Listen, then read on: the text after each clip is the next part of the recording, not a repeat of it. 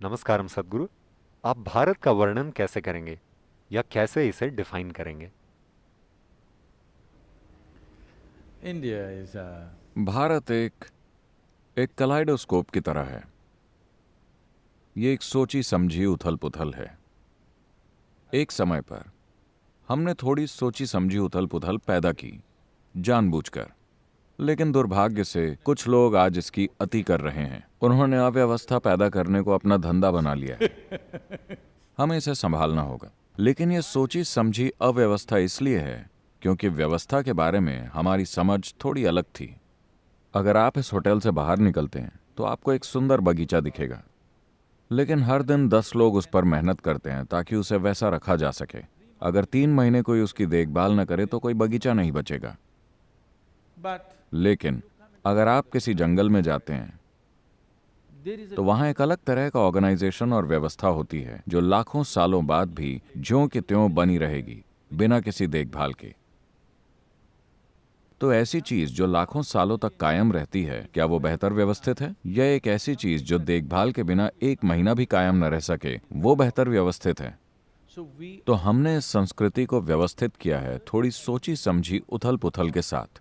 लेकिन आज चूंकि आपके एजुकेशन सिस्टम पूरी तरह से वेस्टर्नाइज्ड हो गए हैं, जो सीधी लाइनों पर चलते हैं, आप भारत को भी उन्हीं लाइनों में फिट करने की कोशिश कर रहे हैं। ये फिट नहीं होगा। आप सिर्फ हताश हो जाएंगे और उसे ठीक करने की कोशिश में आप देश को नष्ट कर देंगे। हमें यह समझना होगा, हमने अव्यवस्था के लिए थोड़ी गुंजाइश रखी है ताकि ये एक विकास की प्रक्रिया बन जाए। ये कोई तय चीज न रहे, ये हुक्मनामों से न चले। there is nowhere इस देश में ऐसा कहीं नहीं है जहां आपको कोई नैतिकता के नियम दिए गए हों। इस देश में ऐसा कहीं नहीं है जहां वो आपसे कहते हों, ये भगवान है, अगर तुम उनके पास जाते हो तो सारी समस्याएं दूर हो जाएंगी। ऐसी कोई चीज नहीं है। कोई एक भगवान नहीं है। इस देश में कोई सबसे बड़ा भगवान नहीं है। इस देश में कोई सबसे बड़ा स्वर्ग नहीं है। हर कोई खुद के लिए बना सकता है। you know हमें अपना खुद का भगवान बनाने की आजादी दी गई है। इसी से भगवान बनाने की तकनीकें विकसित हुई और हमने 33 करोड़ देवी देवता बनाए, क्योंकि कुछ भी निर्धारित नहीं है। कलाइडोस्कोप के पीछे भावना आश्चर्य और खोज की है। तो हमारी धरती हमेशा से जिज्ञासुओं की भूमि रही है, न कि विश्वास करने वालों की। अब आप विश्वास करने वाला बनने की कोशिश कर रहे हैं। यहाँ लिखा है हम विश्वास करते हैं। नहीं, every day हर कोई इन दिनों कहता है हम विश्वास करते हैं, क्योंकि वो संगठन के बारे में एक पश्चिमी सोच को लाने की कोशिश कर रहे हैं। you must understand आपको समझना चाहिए कि इस धरती पर जितनी भी हिंसा, जितनी भी मूर्खताएं, जितनी भी भयंकर चीजें हुई हैं, वो एक आदमी के विश्वास और दूसरे आदमी के विश्वास के बीच टकराव का नतीजा है। तो हमने कभी किसी चीज में विश्वास नहीं किया। अगर भगवान ने आकर भी कुछ कहा तो हमने उस पर सवाल उठाए, है ना? इस संस्कृति की यही प्रकृति रही है। बाकी जगहों पर अगर भगवान ने कुछ बोला तो लोगों ने कहा बस यही सही है, यही उनका आदेश है। इस देश में अगर भगवान ने आकर बोला तो हमने उनके साथ भी बहस की, हमने उनसे सवाल किए। जब तक कि वो लॉजिकली सही ना हो, हमने उसे स्वीकार नहीं किया। इस संस्कृति के यही मूल्य रहे हैं।